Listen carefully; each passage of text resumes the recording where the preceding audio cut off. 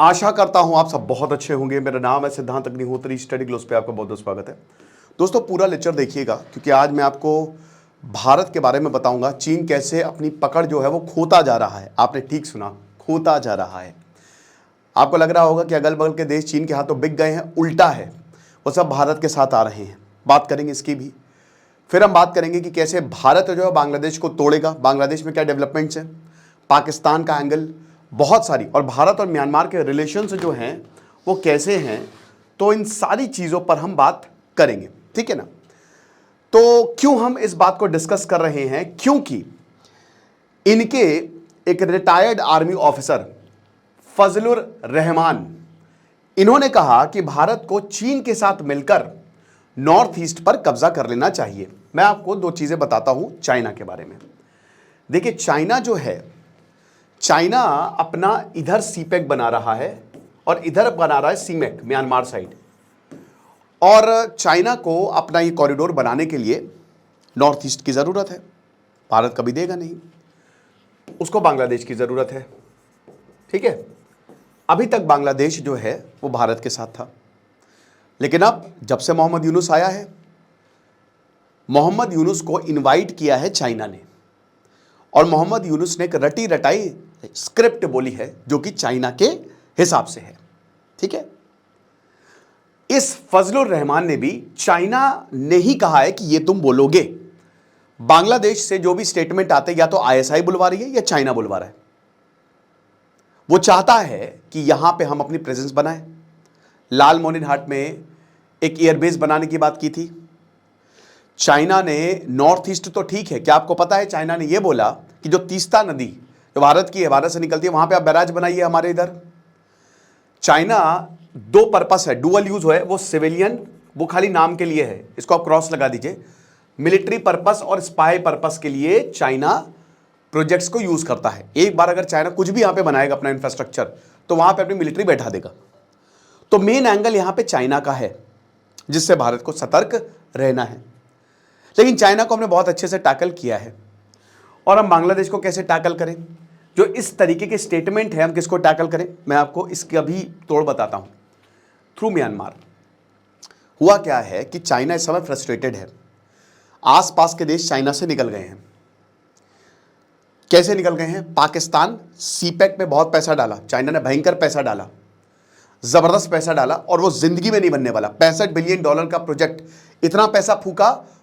आपको पता है उन्होंने अपना सिविलियन एयरपोर्ट बलूचिस्तान में ऑपरेशनल कर दिया। पिछले अक्टूबर से एक फ्लाइट नहीं आई है। इतना पैसा डालने के बावजूद कोई रिटर्न नहीं आ रहा है। चाइना का दिमाग खराब हो चुका है। सीपेक नहीं बनेगा। पाकिस्तान चाइना के हाथ से गया, पूरी तरीके से गया। टीटीपी ने हाथ मिलाया है तालिबान से कि इनके प्रोजेक्ट को तो छोड़ना नहीं। उधर पीओके जो है वो प्रोटेस्ट कर रहा है। आपको एक और चीज बताता हूं, मैं आपको एक और इंटरेस्टिंग पॉइंट बताता हूं। आपको पता है कि चाइना कश्मीर में पाकिस्तान का साथ क्यों देता है? क्योंकि चाइना को चाहिए पानी। पानी कहां पे? ग्लेशियर्स में। ग्लेशियर्स पिघलेंगे ग्लोबल वार्मिंग से। चाइना को शसगाम वैली दिया पाकिस्तान ने, चाइना ने मांगा था वैसे पहली बार। शसगाम वैली जो 1/6 है कश्मीर का, वहां पे तकरीबन 250 ग्लेशियर्स है, वो आगे जाके पिघलेंगे। अब जब वो पिघलेंगे, बोलेंगे सर इससे चाइना को क्या फायदा? हम तो चाहते हैं ना ग्लेशियर्स ना पिघले। जब भी ग्लोबल वार्मिंग की बात आती है, आप देखते हैं ना चाइना पीछे हट जाता है, क्योंकि चाइना चाहता है ग्लेशियर्स पिघले। क्यों चाहता है? क्योंकि चाइना को चिप्स बनानी है। यही चिप्स आपकी जो एडवांस्ड वेपन्स से लेकर इलेक्ट्रॉनिक्स तक उसमें लगती हैं, आईसीज। अब उस चिप के वेफर को बनाने के लिए आपको फ्रेश वाटर चाहिए, बहुत सारा फ्रेश वाटर चाहिए। 10,000 लीटर इतनी छोटी सी चिप बनाने के लिए चाहिए। और ये चाइना ने छोटी सी चिप कंपनी जो है वो शसगाम में बना रखी है, प्रॉपर बैठा रखी है, जिसका किसी को पता नहीं है। तो वो चाहता है ग्लेशियर पिघले, और उधर से इसने काराकोरम से रोड निकाल दी है। लेकिन इसके मंसूबे पूरे नहीं हो पा रहे, क्योंकि सीपेक ही पूरा नहीं हो पा रहा है। फिर इधर सीमेक है, चाइना म्यांमार इकोनॉमिक कॉरिडोर, वो भी पूरा नहीं हो पा रहा है। वो इधर देखिए, एक तरफ है इधर वेस्टर्न फ्रंट, एक तरफ eastern front. Eastern front America ने संभाल रखा है, तो अमेरिका की वजह से वो पूरा नहीं हो पा रहा है। नेपाल में इस समय भयानक प्रोटेस्ट चल रहे हैं इंडिया को लेकर। राजशाही वापस लाओ। बहुत जल्द आपको नेपाल से भी खुशखबरी मिलेगी। नेपाल भी चाइना के हाथ से चला गया है, और वैसे भी वो हमेशा से भारत के ही साथ था। वहां पे कोई भी सरकार आ जाए, उनको पता है कि भारत के बिना हम जी नहीं सकते। तो नेपाल भी चाइना के हाथ से गया। श्रीलंका में चाइना ने भत्ता बैठा दिया, हमारे पीएम श्रीलंका होके आए, चाइना से उन्होंने बोला हाथ जोड़ लिए कि भैया आना नहीं। मालदीव्स इंडिया आउट कैंपेन पे आया, अब मालदीव्स में भी भारत अपनी पैठ बना रहा है। मोहम्मद मिर्जू आए यहां पे, मदद लेके गए। मॉरिशस में हम ऑलरेडी अगाले एयर स्ट्रिप हमने पूरी बना दी है। भूटान हमारे पास ऑलरेडी है, आप समझ रहे हैं। म्यांमार में चाइना फेल हो रहा है। म्यांमार की सबसे ज़्यादा इन्वेस्टमेंट म्यांमार में चाइना ने किया है, बट चाइना खत्म हो रहा है क्योंकि म्यांमार की आर्मी टूट रही है, सिविल वॉर है। और यहाँ पे चिन स्टेट या बाकी जितने स्टेट्स हैं ना, इनफैक्ट जो हमारी सरकार गवर्नमेंट इन एग्जाइल, जो नेशनल यूनिटी गवर्नमेंट है म्यांमार की, उससे सीधा संपर्क साध रही है। अगले 1-2 सालों में म्यांमार में सरकार बदल जाएगी। तो म्यांमार भी चाइना के हाथ से गया है। सीमा का कभी बनना है नहीं। साउथ ईस्ट एशिया में कोई फूटी आग चाइना को पसंद नहीं करता है। तो इसका क्या मतलब है कि चाइना के हाथ से सारे देश निकल चुके हैं। तो चाइना को बांग्लादेश चाहिए, लेकिन बांग्लादेश भी चाइना के हाथों से निकल चुका है। जमात आईएसआई यहां पे बहुत दिक्कत, क्योंकि यहां इकोनॉमिक डेवलपमेंट तो हो नहीं रहा है कुछ भी। ऊपर से अमेरिका और चाइना के ऊपर प्रेशर बना रहा है। मोहम्मद यूनिस अमेरिका का आदमी है, याद रखिएगा। जो पैसा आया है मोहम्मद यूनिस के पास, वो जॉर्ज सोरोस की कंपनी ने फंड किया है मोहम्मद यूनुस को। अमेरिका का एसेट है ये। अमेरिका ने ही इसको नोबेल प्राइज दिलवाया था इकोनॉमिक्स में। ग्रामीण बैंक जो इसने खोले पूरी हर जगह, तो उससे अमेरिका पैसा भेजता था उसी ग्रामीण बैंक के थ्रू। तो ये सब जो है मोहम्मद यूनुस जो है ये बीच में फंसा और ये भी जाएगा, समझ गए आप। अब भारत क्या करे? भारत के पास ऑलरेडी अभी लेवरेज है, क्योंकि ज़्यादातर देश चाइना की पकड़ से चले गए हैं। Bharat already act east policy के तहत अच्छा कर रहा है काम, काफ़ी अच्छा कर रहा है काम। यहां हमको 2 चीज़ें करनी है। क्या आपको पता है कि बांग्लादेश के रंगपुर में बहुत सारी डेवलपमेंट्स हो रही हैं?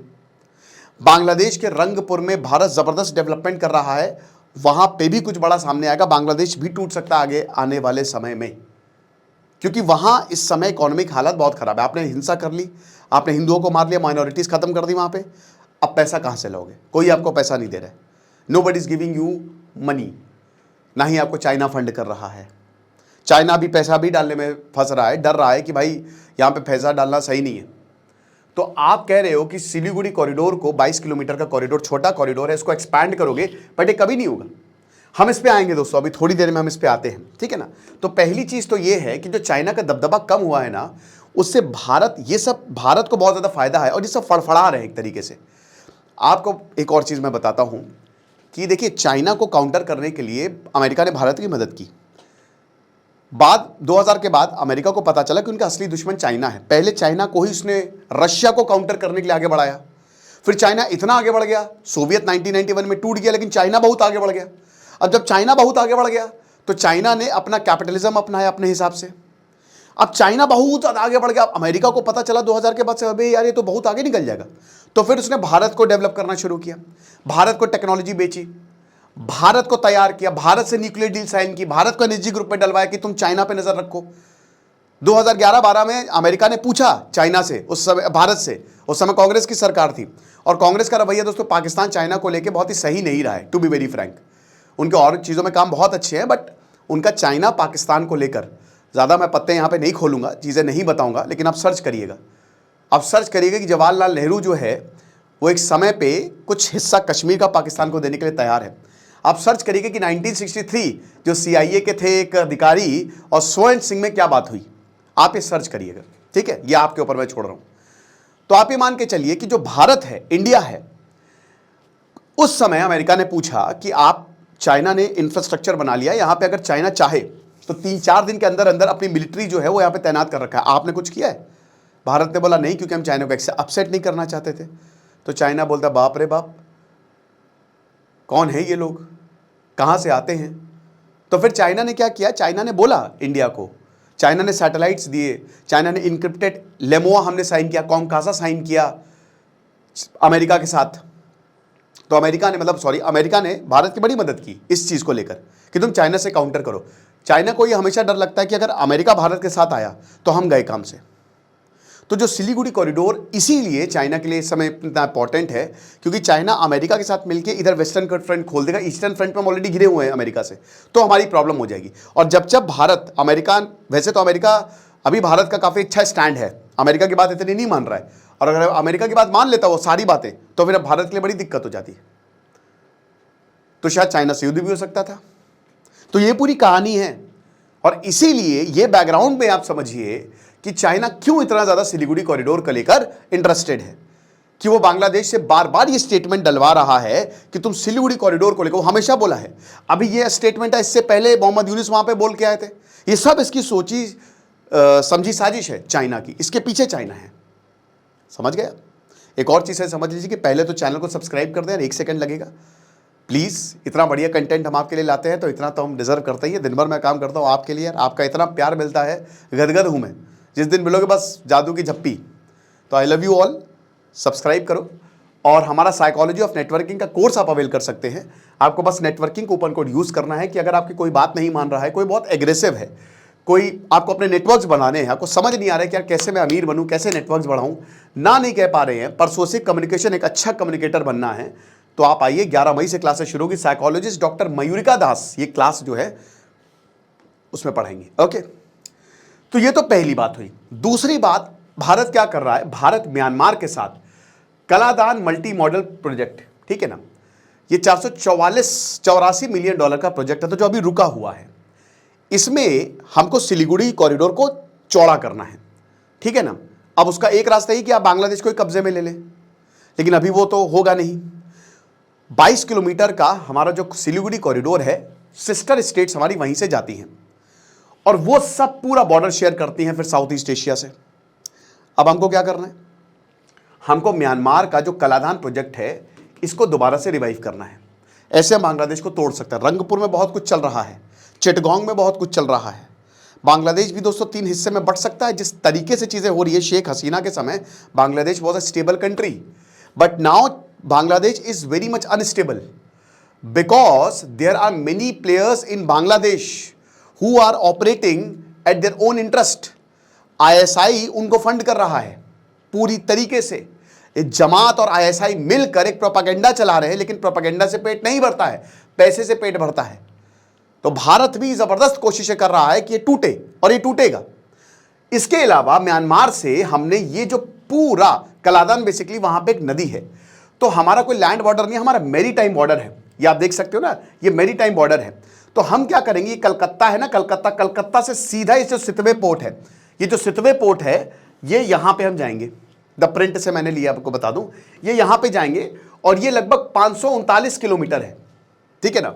उसके बाद ये हम पलेतवा रिवर कलादान से होते हुए, ये फिर हम यहां रोड का नहीं, यहां हम वाटर का, नदी, कलादान नदी का जो है वो इस्तेमाल करेंगे, और यहां पे बोट बैठा के सीधा पलेतवा, जो कि 158 किलोमीटर है। मैं आपको सीधा सीधा मैप में ही दिखाता हूं, चलिए ये देखिए आप, ठीक है ना, ये देखिए, ये है ना, ये पलेतवा। उसके बाद फिर हम यहां से कलेतवा से फिर ये जोरेनपुई, लंगत, यहां पूरा आइजॉल तक, ये एक तरीके से हमने कलकत्ता का यूज करके सितवे, पलेतवा, कलेतवा, जोरेनपुई, एंड देन हम यहां से नॉर्थ ईस्ट में घुसते हैं। हमको बांग्लादेश की जरूरत ही नहीं, इसको बाईपास करके सीधा आप यहां से जाइए, आप 1300 किलोमीटर बचा लेंगे। इस प्रोजेक्ट पे दोस्तों दोबारा से काम शुरू हो गया है। मिजोरम आप घुसिए यहां से, भारत के नॉर्थ ईस्ट से आप यहां पे जा सकते हैं। तो हमारा ये प्रोजेक्ट था ताकि एक तरीके से हम इसको चौड़ा कर सके, और भारत करेगा भी आने वाले समय में। सिलीगुड़ी कॉरिडोर को भारत तगड़े से चौड़ा करेगा। तो ये हमारी नॉर्थ ईस्टर्न बेड है। अब आपको पता है कि ये जो पूरा, यहाँ नेपाल, भूटान, तिब्बत सब आते हैं, सारे देश आते हैं। ज्योग्राफिकल इस समय अगर बांग्लादेश का, पहले तो शेख हसीना थी, लेकिन अगर आप बांग्लादेश का साथ नहीं लेंगे तो फिर आपके लिए बड़ा मुश्किल हो जाएगी। सिलीगुड़ी कॉरिडोर की बात करते हैं, फिर आपको यहाँ पे जाना, तो पहले तो यही था ना कि हम ट्रेन वेन बना देंगे, हम यहाँ पे हाईवेज निकाल देंगे, ताकि वो खाली बॉर्डर नाम का रहे। और नाम ही का है दोस्तों। मैं भी मेघालय गया था पिछले साल, तो मैं गया, वहाँ पे दौकी है, उंगोट रिवर, शिलोंग से लगभग 60 किलोमीटर की दूरी पे है आपका चेरापूंजी सोहरा, और वहाँ से 100 किलोमीटर की दूरी पे दौकी, वो एक जगह है। तो एक रिवर जो है उधर बांग्लादेश है, इधर भारत है। तो खाली नाम का बॉर्डर है, वो सिर्फ नाम का है, क्योंकि कभी ऐसी हमको दिक्कत आई नहीं थी। तो बांग्लादेश के समय भैया हमारी जो एक्ट ईस्ट पॉलिसी है, नॉर्थ ईस्ट पॉलिसी है, वो बहुत अच्छी रही। हम रीजनल कनेक्टिविटी में हमने बात की, हमने वही सिलीगुड़ी कॉरिडोर पे बात की, हमने चाइना को कभी अलाउ होना नहीं दिया। 2023 में भारत ने चट्टग्राम और मोंगला पोर्ट्स को भारत यूज करता था। त्रिपुरा और बाकी जितने भी स्टेट्स हैं वो इसका फायदा लेते थे और इसमें बांग्लादेश को भी बहुत ज्यादा फैसिलिटी मिलती थी। लेकिन अब जो है ये मान के चलिए कि ये सब बंद हो गया। जो ट्रांसशिपमेंट और ट्रांजिट फैसिलिटी है, 5 अगस्त को शेख हसीना इधर आए और सब बंद हो गया। देयर इज अ पॉसिबिलिटी कि शेख हसीना वापस जाएंगी, देयर इज अ पॉसिबिलिटी। अभी मैं बता तो ना, बांग्लादेश में भी बहुत कुछ हो रहा है। इन्होंने झन्न में रेवोल्यूशन कर लिया अमेरिका के साथ मिलके और सबके साथ, लेकिन अब इतने प्लेयर इन्वॉल्व हो गए बांग्लादेश में कि बांग्लादेश के लोगों को कुछ मिल ही नहीं रहा है। बांग्लादेश इकोनॉमिक तरीके से मर रहा है, पैसे नहीं है उनके पास। और यही भारत जो है अपना पत्ता खेलेगा अफगानिस्तान के साथ, जैसे भारत ने किया। पाकिस्तान का यूज करके अफगानिस्तान पावर में आया, अब भारत के साथ रिश्ते बना रहा है क्योंकि भारत ने प्रोजेक्ट्स में लगाए ना पैसे। भारत ने पैसे लगाए, भारत ने मिलिट्री यूज नहीं किया सारे देशों में, समझ रहे हैं? तो ये सब कुछ जो हम मोंगला पोर्ट और जो पूरा एक ट्रेन रूट बना रहे थे, जो हाई स्पीड इंटरनेट प्रोजेक्ट था जो पूरा बांग्लादेश को देना था हमको, और इसमें भारत का ही फायदा होता और बांग्लादेश का तो होता ही होता। यहां जो ट्रांसशिपमेंट राइट्स बांग्लादेशी को दिए थे जो 2018 में, वो सब बंद कर दिए। क्यों? क्योंकि मोहम्मद यूनुस को सबक सिखाना है। बांग्लादेश में जो एंटी इंडिया एजेंडा चला रहे हैं उनको सबक सिखाना है। तो इसीलिए इस समय हमारे पास कलादान प्रोजेक्ट है। अब कलादान प्रोजेक्ट में भी आपको बता दो कि म्यांमार में इस समय सिविल वॉर चल रहा है। अराकान आर्मी, चिन आर्मी, ये चिन स्टेट में है, यहीं से होके जाएगा। वो भारत के हित में है कि भारत एग्जाइल गवर्नमेंट के साथ काम करे और भारत इसमें बहुत एक्टिवली काम भी कर रहा है।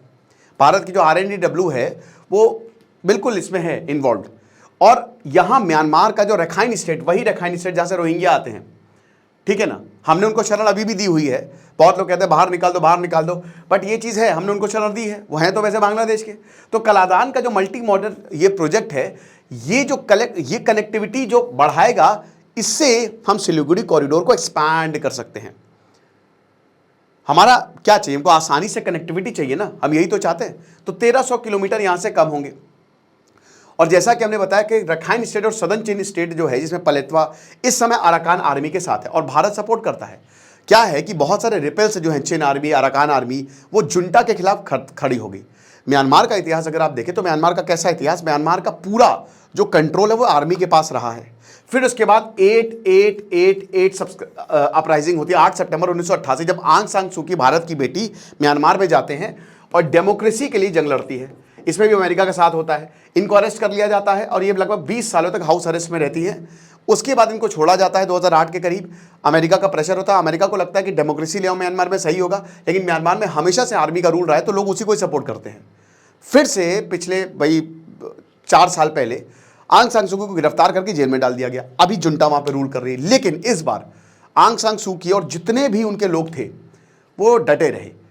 यहां पे रिबेल आर्मी जो है वो लगातार म्यांमार से लड़ रही है, म्यांमार आर्मी से लड़ रही है। साथ ही साथ जो आंग सान सू की, उनको अभी जेल में डाला हुआ है। एक नेशनल यूनिटी गवर्नमेंट उन्होंने बनाई है कि कुछ भी करके ये मिलिट्री को हमको टेक ओवर करना है या इनको हटाना है। तो भारत के उससे रिश्ते बढ़िया हैं। हालांकि भारत ने म्यांमार मिलिट्री से भी कोशिश की है, मतलब एक डिप्लोमेटिक, लेकिन ये होने नहीं वाला क्योंकि जुंटा में सीधा सीधा चाइना का हाथ है। म्यांमार की जो मिलिट्री है वो चाइना की सुनती है और चाइना ने भर भर के यहाँ पे इन्वेस्ट किया हुआ है, ठीक है। तो इसीलिए भारत जो है अराकान आर्मी और नेशनल यूनिटी गवर्नमेंट, और यहां पे जो सितवे है वो अराकान आर्मी के पास है, वो अराकान आर्मी कंट्रोल करता है। तो क्वाइट अ पॉसिबिलिटी। अब जो NUG प्रेसिडेंट है उन्होंने भारत से क्या बोला है, यू क्याओ जाओ ने, उन्होंने बोला है कि देखिए हम ये काम करने के लिए तैयार हैं, लेकिन उसके लिए आपको हमारे साथ कुछ करना होगा। सबसे पहली चीज कि जो स्टेक होल्डर्स है आप उनसे कनेक्ट करिए, ठीक है। वहां पे एथनिक स्टेट वो अराकान के पास आता है, आप उनसे कोऑर्डिनेट करिए। फिर उसके बाद जो सिविलियंस हैं, जो जुंटा डेली बेसिस पे मार रही है लोगों को, आप उनको ह्यूमैनिटेरियन असिस्टेंस दीजिए, जो कि दे रहा है दोस्तों भारत। काफी लोग क्रॉस करके बॉर्डर आ जाते हैं यहाँ पे, बता दूं आपको।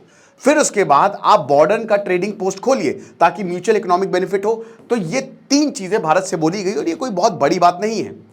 और उन्होंने बोला है कि देखिए अगर आप लगातार जुंटा को सपोर्ट देते हैं तो इससे हमारे ऑब्जेक्टिव डिले हो जाएंगे। और इससे होगा क्या, और ज्यादा वायलेंस फैलेगा, अनस्टेबिलिटी फैलेगी, क्योंकि लोग यहां से साथ नहीं है।